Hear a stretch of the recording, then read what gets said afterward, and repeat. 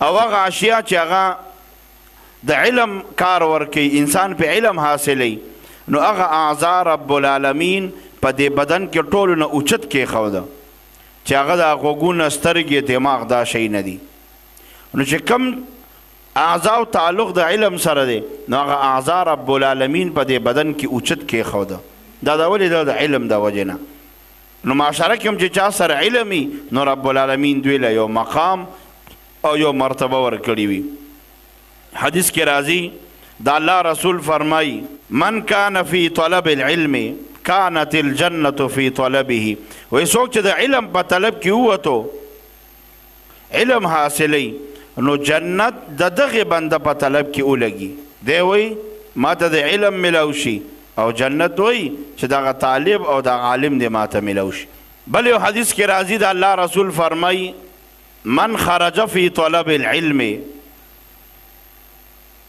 فهو فی سبیل الله حتی یرجع. وی څوک چې د علم په طلب کې وځي، و دی د الله په لاره کې دی تر څو چې دی واپس شوی نه، دا بنده دا د رب په لاره کې دی. او یو مجاهد د الله په لاره کې ووتو، جهاد کوي، نو دی مجاهد باندې د جهنم الوګیم رب العالمین حرام کی. او دی مجاهد ته چې څومره تکالیف ملاویږي، د هغې تکلیفونو په بدله کې الله دل اجر ورکوي. دقسې هغه طالب علم چې دی د علم په طلب کې ووتو، د باندې ګرد او غبار ولګي، دوړه پې ولګېده د الله د لارې، نو رب العالمین په دغې طالب باندې د جهنم اور سکې چې د جهنم هغه لوګیم پې حرام کی. خو چې د ده نیت صحیح وي، ګورئ علم حاصلی او د الله د رضا دپاره حاصلی. دې دپاره نه چې ما ته خلک ملا ووایي، ما ته خلک قاري صاحب ووایي، او ما ته خلک مفتی صاحب ووایي، ما ته خلک شیخ القرآن او ما ته خلک شیخ الحدیث ووایي. که دیانت یې وي نو هندو ستړی خدای ناراضه، دا مولا طالب ستړی خدای ته ناراضه. بنده چې هر یو نیک عمل کوي، دا به خالص د رب د رضا دپاره کوي. یو تبلیغي وځي تبلیغ دپاره 4 میاشتې لګوي، کال لګوي، چله لګوي، په دې نیت به لګوي چې ما ته خلک تبلیغي ونه وي، بلکې زه د رب په نگاه کې، د رب په دربار کې کامیاب شم. مجاهد وځي جهاد دپاره، دې دپاره نه وځي چې یاره زما سڼي دي غټې غټې او ما سره مشین دی او چې علاقې ته راځم نو ما نه تاڼهدار هم یریږي، نو د ده دا جهاد قابل قبول نه دی. حجي د حج دپاره وځي، عمرې والا عمرې لځي او په دې نیت ځي چې ما ته خلک ګلونه راواچوي او ما ته خلک اجي صاحب ووایي، هندو ستړی خدای ناراضه. پښتون حج نه رالو، چې څنګه رالو په ګاونډ کې یو غټ جلنه سټور و او هغې ته یې بریک ونیو، بس راکوشو خلک هم ورسره دي، جنرال سټور والا ډېر خوشحاله دی. وایي شاه بالا هغه زما رجسټر راوباسه چې په کم کې زما کاته ده. بس هغه وویل سپاجي صاحب اړه خو یې نرم دی، شیطان یې وویشتو او راله اوس ما خپلې پیسې راکوي. وایي شاه به رجسټر کولاو که، چې کولاو یې که، وایي زما نوم کم دی. وایي شاه به دا وګوره، وایي دا ستا نوم دی، وایي څه یې لیکلي دي؟ نظیر. شاه به دې نه مخکې ولیکه حاجي نظیر. خدای دې خونه ورانه کوئ، ما خو ویل که ته به پیسې راکې او تا خو صرف ما باندې حاجي ولیکلو، وایي ما حج وکړو، حج دې نه پس به ما ته حاجي وې. نو که حج کوي یو بنده، د چا دپاره به یې کوي؟ الله دپاره. علم حاصلی یو طالب مولا، د چا دپاره به حاصلی؟ الله دپاره. بس د ده مرتبه بیا لویه ده. او که نه د ده مقصد دی چې ما ته خلک ښه سړی ووایي او ما ته خلک عالم او طالب او قاري صاحب ووایي، نو د ده نیت خراب دی، دا فضول لګیا دی. فضول له دې نه که دی چېرته کې لرې خرڅوي لرې، نو به دا فایده ده. 200 روپۍ خو به کور ته راوړي که نه، په کپړو دی بوی لګېدلی دی، اسخاب بدبویانې دي د لري، خو پیسه خو حاصله شوه که نه. او چې دا کم نیت تی خراب دی، نو ته د سرو زرو علم حاصلې، خو دا ګوره ټول ډیران دی، ډیران چې ستا نیت صحیح نه وي.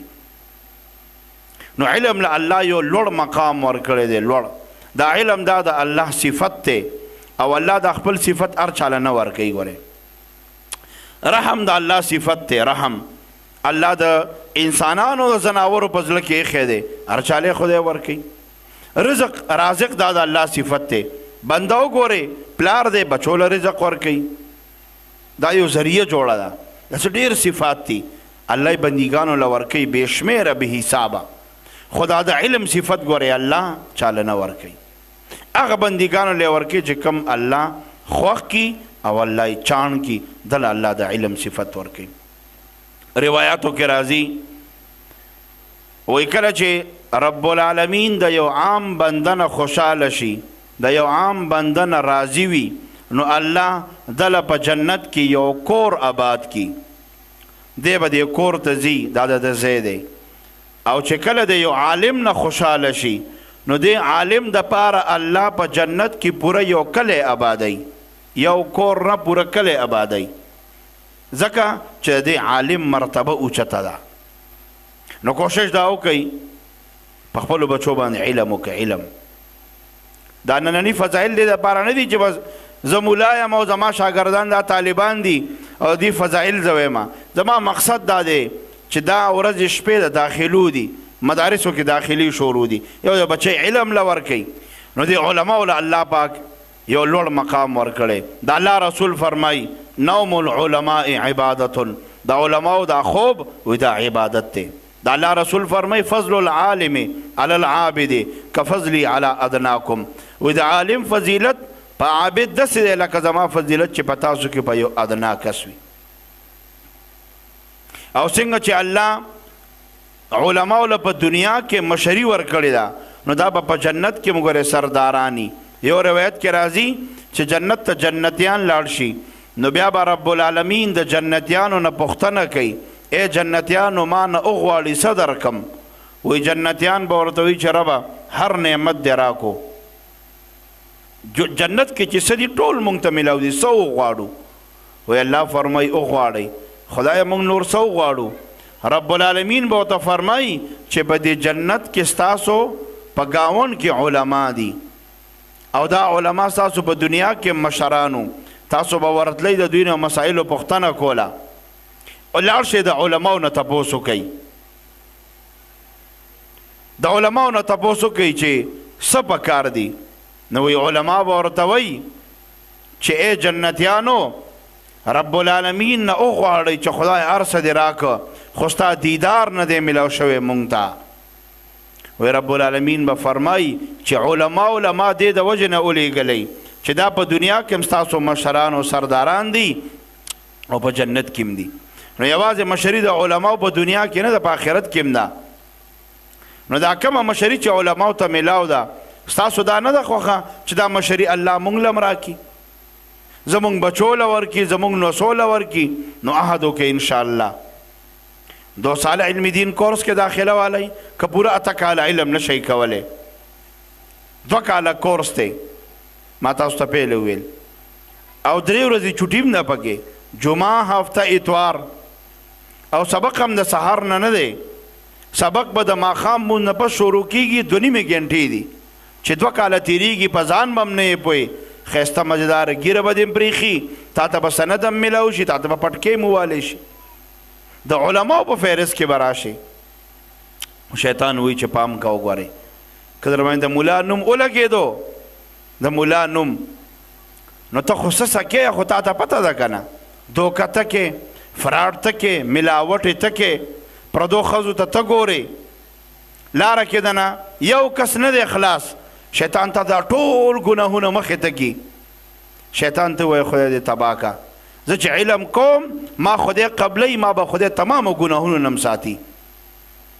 بیا کم از کم تا ته به د خپل پټکی وایي، تا ته به د خپله ګیره وایي، تا ته به د خپل علم ودرېږي چې مه ګوره دې ښځې ته، دې ښځې سره تعلق مه ساته، دا هلک ځان سره مه کښېنوه، دا ملاوټ مه کوه، دا دوکه مه کوه، دا ټولې خبرې به تا ته وایي مه کوه، په خپله به منې شي.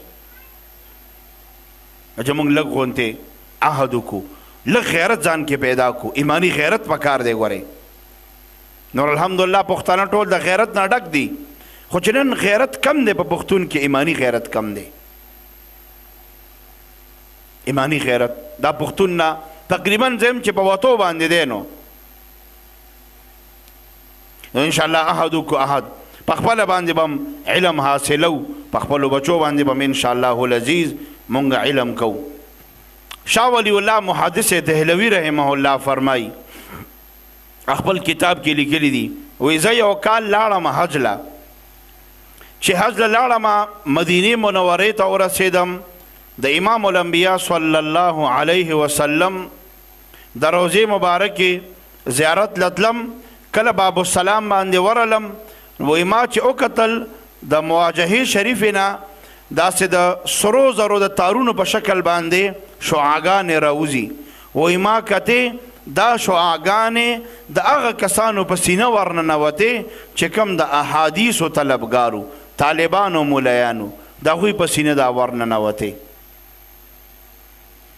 نو علماو سره د پیغمبر مینه ده ولې د الله رسول فرمای العلماء ورثة الانبیاء علما دا د انبیاء وارثان دي